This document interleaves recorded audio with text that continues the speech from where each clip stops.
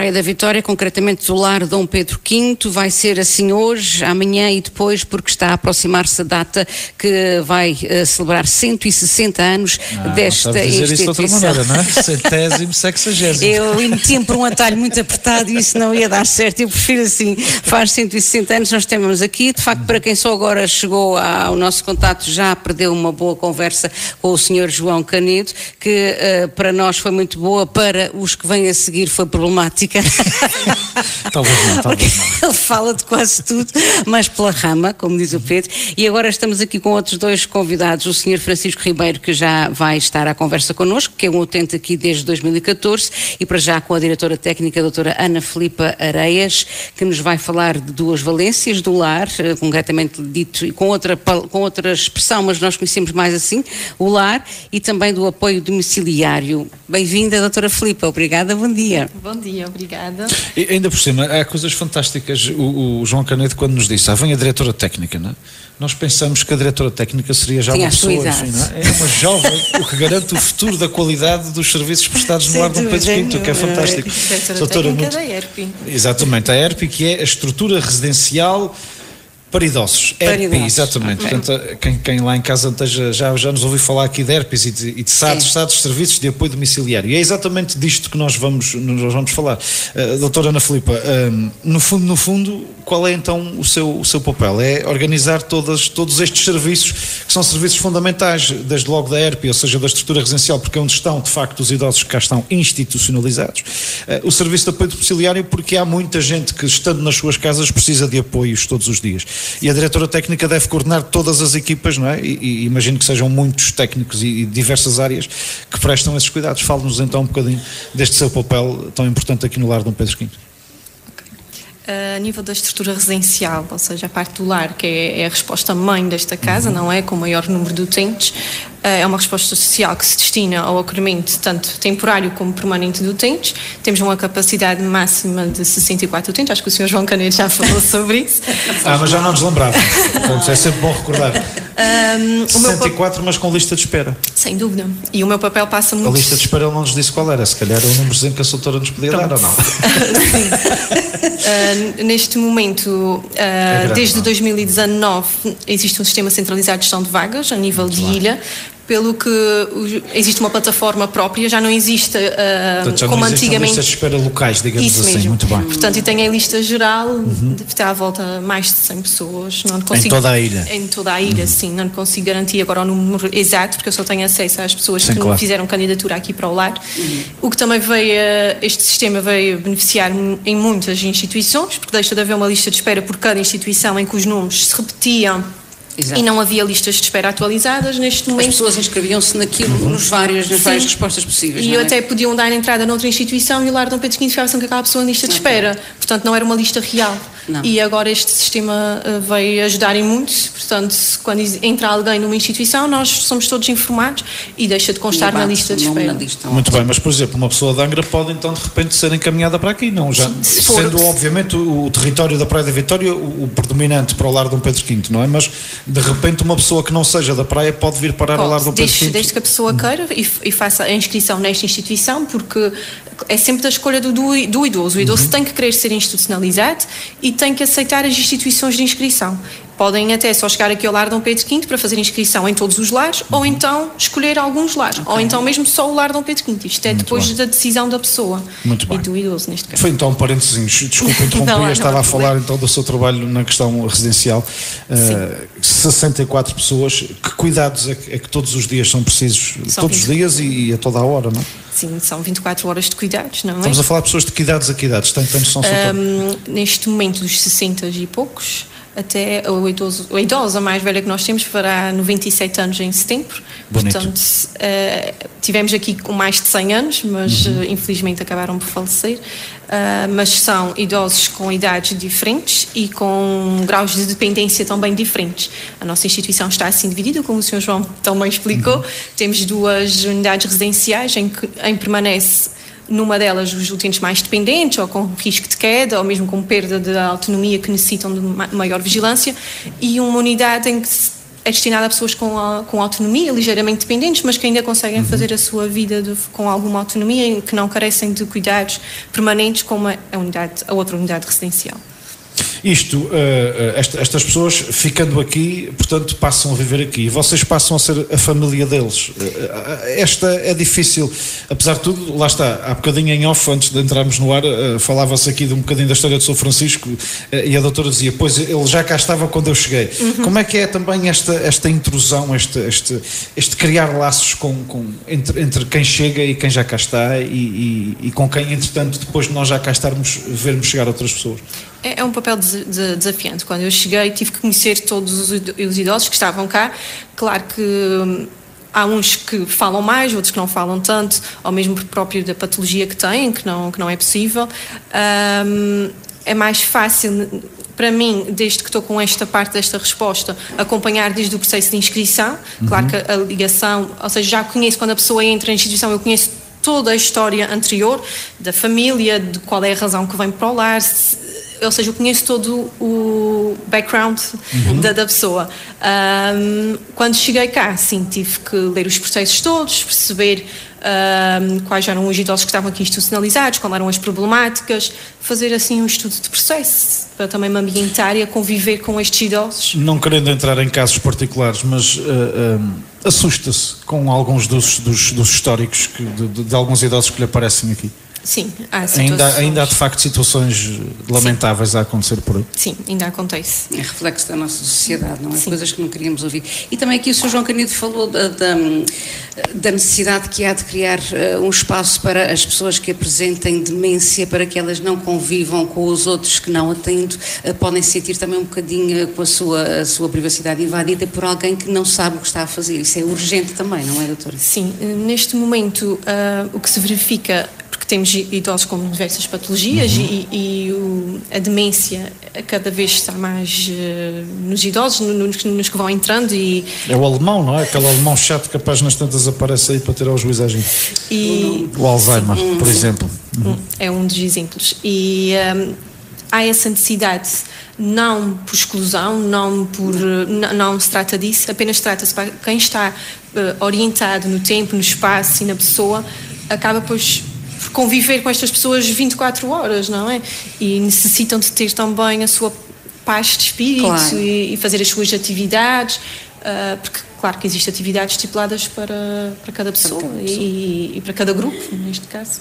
Para além daquilo que acontece aqui dentro todos os dias, como falámos de início, a doutora coordena também os serviços de apoio ao domicílio.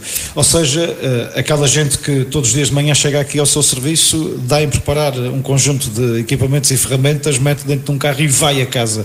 Estamos a falar de uma abrangência territorial dos biscoitos ao Porto Martins, ou mais reduzido aqui mais no centro, enfim, mais aqui à volta do centro da Praia da Vitória? Neste momento a minha colega que está a coordenar o serviço de apoio domiciliário está de férias, portanto eu estou aqui a desempenhar aqui a vez dela. Sim, nós fazemos o trabalho do serviço de apoio ao domiciliário no Concelho da Praia, no entanto nos biscoitos acaba por ser um pouco muito longe, não é? E também tenho um serviço de apoio domiciliário lá naquela freguesia. Portanto, neste momento nós estamos a ir até Algualva, desde Fonte Bastarda até Algualva. Temos clientes... Sim, depois também estava aqui a pensar depois à Santa Casa em São Sebastião, que se calhar dá ali uma ajuda na zona do Porto Martins, não é? Sim. E há também uma Santa Casa nos Altares Raminho, por ali. Sim, Altares, exatamente. E também portanto, temos o Centro Comunitário da Vila Nova. Vila Nova, exatamente. São Brás, que também tem ali valência de residência, até inclusive para idosos, se não me falha a memória. E portanto aquela zona acaba por ter ali outras valências mais locais, mais perto da porta. Sr. Francisco, como é que está? Está-se consolado. Sr. Francisco é um jovem utente aqui desta instituição. Eu tenho 74 anos. É um jovem, não é? Exatamente. É como o Rádio Clube de Angra, fizemos 75 agora. Já não é tanto grande assim, mas pronto. E então, meu amigo, como é que se está aqui desde 2014? Está-se bem? Eu vinha de uma situação que era perto de um inferno no ano. Vi bons momentos com a minha mãe, com a minha irmã. Ajudei-lhe a criar 2 crianças, que o marido era um pouco bêbado para dizer a verdade. O marido morreu em 2000, pronto. Entretanto, a minha mãe foi adolescente até que chegou, acabou porque ela foi de coração e morreu, como acontece a quem é idoso. Depois começou a haver um certo infernozinho para me pôr fora de casa, alegando que a casa precisava ser vendida. Pois, o processo das partilhas, que é sempre um processo onde as famílias se destruturam, não é? Que é uma chatice, não é? Isso, e depois pequenas partidas tolas, com os animais, com isto, com aquilo. Este meu primo, o que está aqui, Francisco Jorge, socorreu-me alguma coisa e eu disse ao Chico, isto está de maneira que... Eu até falei com um guarda republicano, fiquei feio de dizer. Falei com um senhor que é meu amigo ali, que o castelo era na avenida na altura. O homem conhecia-me ali do Clube dos Brancos, da gente conviver, eu às tantas fui ao encontro dele, mas com uma autoridade. Exatamente. E disse que estava pelos seus prestigiados. O senhor lança a mão do nosso telefone e cá estamos. Não foi bem preciso, mas cá até que me deu o ataque, eu então aí. Portanto, os nervos acabaram por lhe provocar problemas, não é? A situação nervosa, todo aquele stress acabou por provocar um AVC e acabou então depois por vir parar ao lar de Dom Pedro V para se reabilitar. E já queria vir ou para aqui ou para São Brás. E queria ter uma saída já. Muito bem. E depois a minha esta mais velha depois começou-me, ainda tinha saúde para me viver, que ela neste momento está se tratando de um cancro ao peito. Isso é que é uma pronto, vinha-me vir, depois já está eu tomo-te conta da casa, nem estejas agoniado com partilhas, que agora ninguém está a falar nisso, ou melhor ainda bem. É de que as coisas que estão dentro da casa, que é uma biblioteca e meia, a que está no quarto da frente, os meus sempre de estudante até hoje, e tenho uma biblioteca ao pé da cama onde eu durmo, e tem coisas de valor que eu comprei que são minhas. Claro. As gangas velhas da minha mãe é meia dúzia de coisas. E disse a ela, olha que este meu primo Chico, a minha vontade era ele ter sido o procurador. A biblioteca, estou no lar de Dom Pedro V e um dia vou partir para o lado interno. Mas os livros, onde ser para quem é que quiser. Claro. Ok, já está destinado então, o senhor já sabe aquilo que mais ou menos ainda não fiz papel nenhum nem nele. Mas já de fazer. Doutora, isso é uma parte interessante que se está aqui a pôr, que é, apesar de muito bom, ou por melhor que seja o serviço que se preste numa estrutura dessas, lá está, os idosos não conseguem trazer para aqui tudo o que para eles é talvez importante. No caso, o Sr. Francisco fala da sua biblioteca, é difícil, não é? Quer dizer, conseguir conjugar todas estas sensibilidades também, não é? É isto, dizer que ainda estou exigindo. Não, sim, não. Isso nós agora é que estamos a exigir esta doutora. Ainda estou exigindo dela. Mas é chato às vezes, não é? Lidar com situações assim, sim, de pessoas que queiram trazer os seus pertences e de facto não podem trazer tudo. Não podem trazer tudo, tem que haver aqui um. Está bem que assim tem dado do Essa de Queiroz, Almeida Garrett e outros livros da literatura portuguesa, porque se tivesse tido dinheiro, tinha tirado no curso era português e francês. Eu gosto muito de francês e português também. Eu gostava de ter tirado, há muita gente que gostou e não. Claro. Claro. E latim também, estudei latim no liceu. Depois fui para a tropa, depois tive que vir aqui para Angra, dei-me uma pequena crise psicológica também. O coronel Afonso Henriques pôs-me aqui no comando e foi uma maravilha para mim. Um coronel que foi o melhor que eu conhecesse na tropa. Ainda a gente boa em todo lado. Já a gente muito bem pelo lado. Estamos se encontrar alguma vez, mas isso foi muito bom para mim. Até já me disse saber que o coronel que está ali, se ele era vivo ou não. O coronel disse que era um ano que ele nasceu, nunca mais é vivo. Pelo ano que ele nasceu, sim senhor. Então em 2014 veio parar aqui, Sr. Francisco. E desde aí para cá, como é que é estar aqui numa instituição como estas? É bom, é boa alimentação, boa estadia. É bom e é na sala de recreio.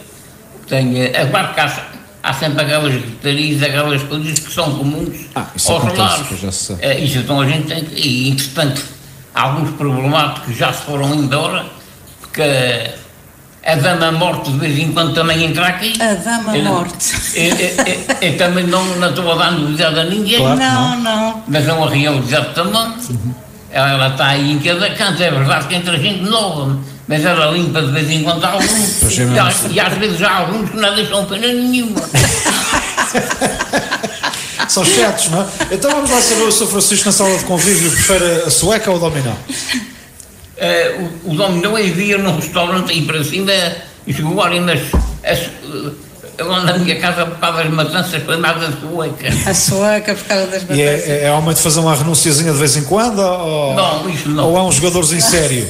É um jogador sério, então? Aquelas lá, um restaurante que agora fechou com a pandemia na Serra de São Tiago, havia muita a sueca. Também havia o dominó e um outro jogo, a marreirinha parece que está muito espalhada já.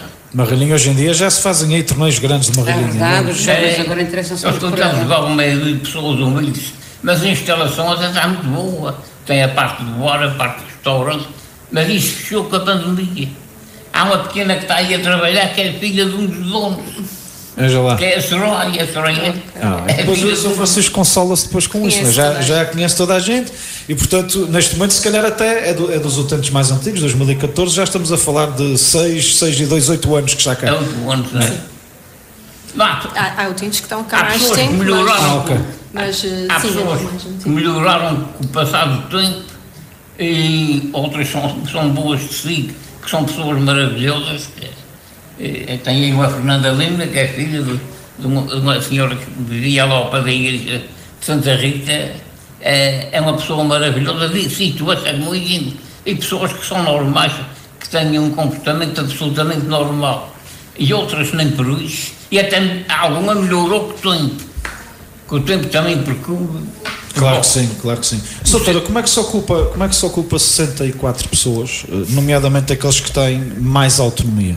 Sim, é difícil, daí existir uma equipa de animação sociocultural, chefiada pela doutora Cláudia Afonso, que irá falar convosco, claro que que ela, melhor que ninguém, irá explicar as tarefas planeadas semanalmente, o que é que fazem, como é que ocupam esses tempos livres e quais são as atividades que os idosos gostam mais.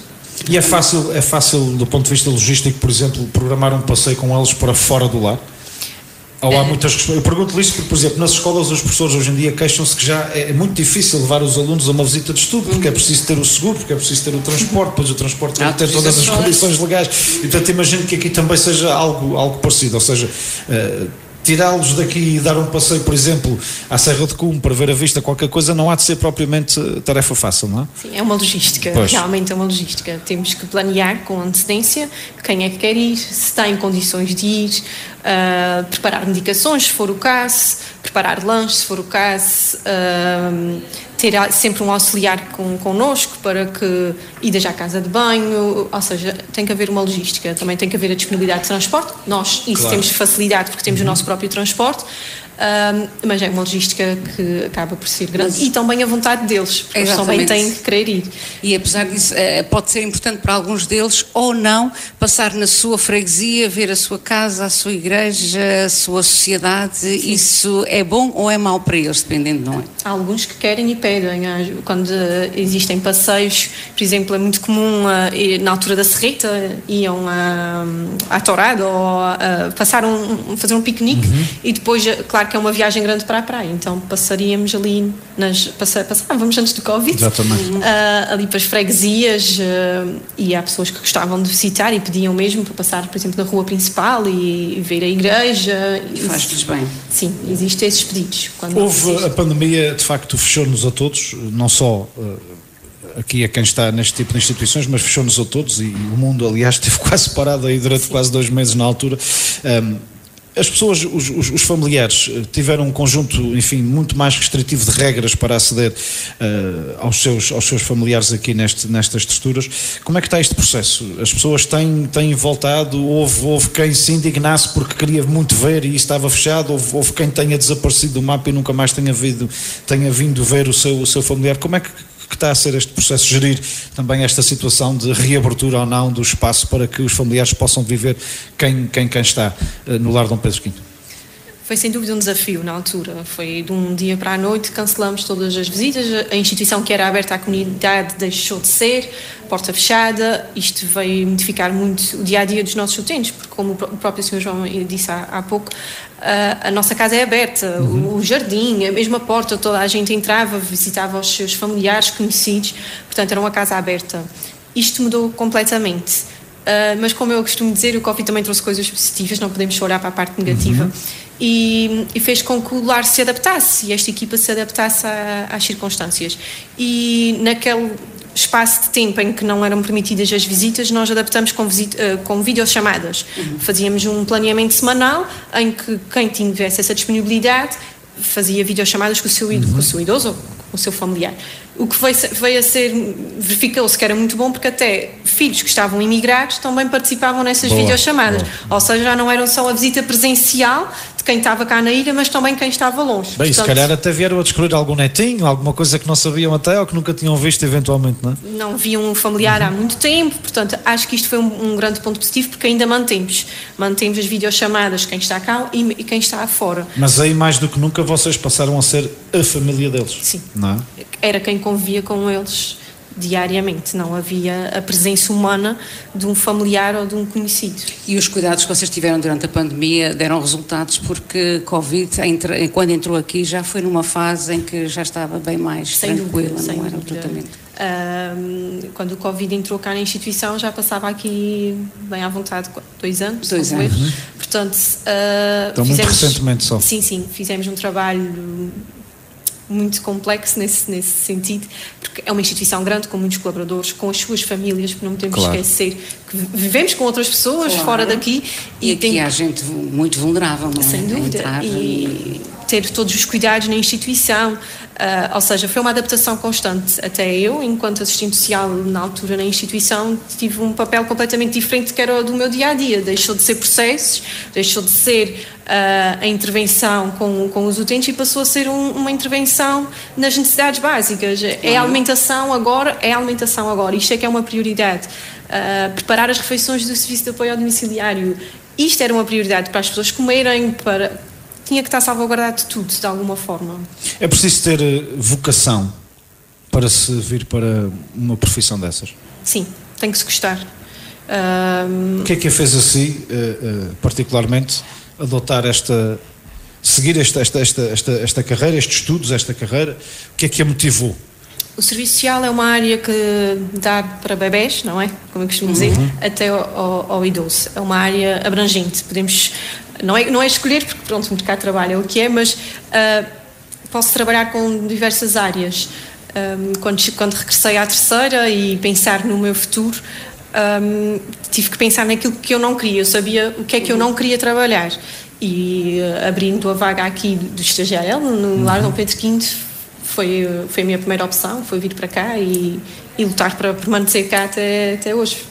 Portanto, tu és, enquanto diretora técnica deste lar e das vertentes e da vertente da residência assistida, portanto, de lar mesmo, de quem cá está definitivamente ou por longos períodos, também tem que ter um cuidado especial na seleção dos futuros colaboradores desta instituição, porque não pode vir parar para aqui qualquer pessoa só porque está desempregada, não é? Ou não deve que seja assim.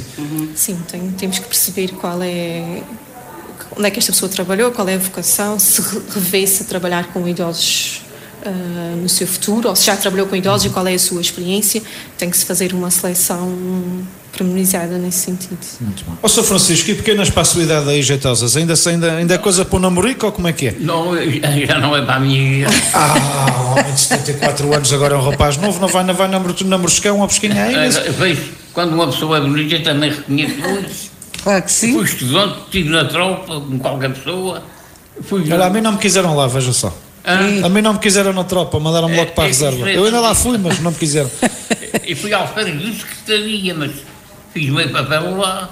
E estive no terreiro de posse, onde fui promovido a alferes. E depois o serviço estava lá num determinado ambiente que não me agradava.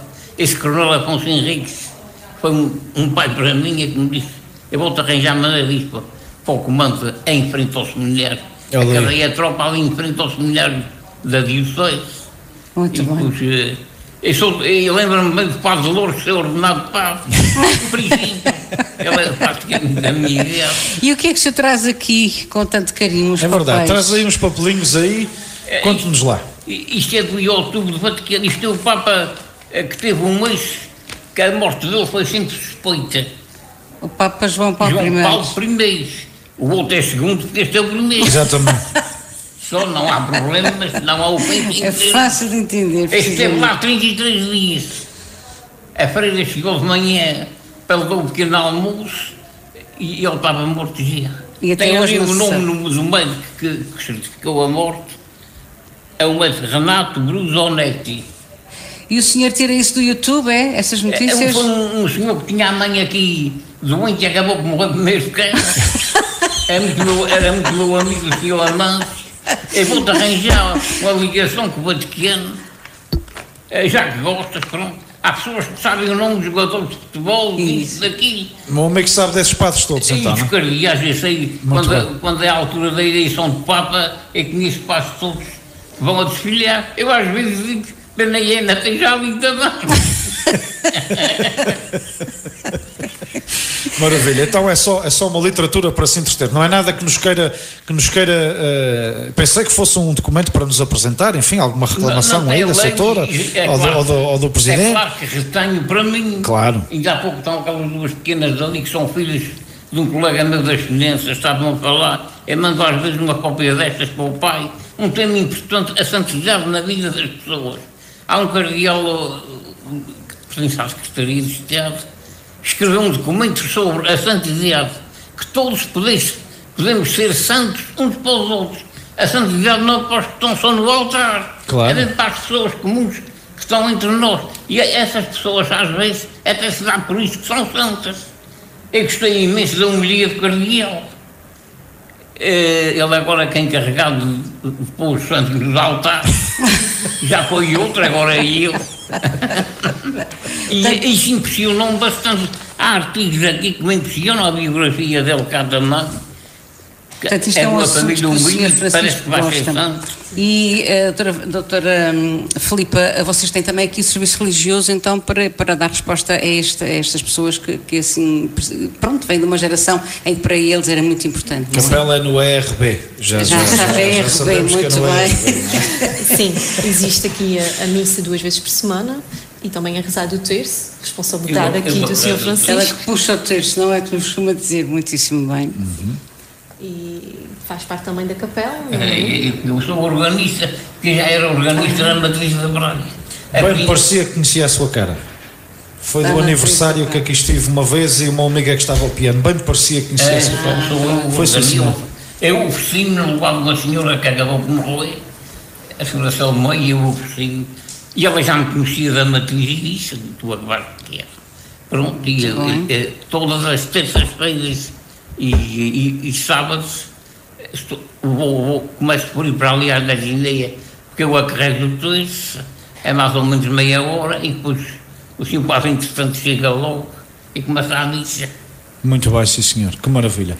Doutora, muito obrigado por este bocadinho que nos dispensou para falar um bocadinho sobre também o seu papel e a forma como é preciso cuidar desta nossa gente, não é? Porque são eles os nossos avós, os nossos pais, e infelizmente a vida está num ritmo tal que cada vez mais não é fácil às pessoas em sua casa manter com o mínimo de condições os seus mais idosos, e portanto obrigado pela sua vocação, pela sua dedicação, pelo seu empenho e pelo tempo que dispensou, mesmo, como já viu, mesmo apesar de tudo aquilo que o Presidente disse. E, portanto, vamos aqui acrescentar coisas que o Presidente não tinha dito com esta clarividência. Sr. Francisco, muito obrigado.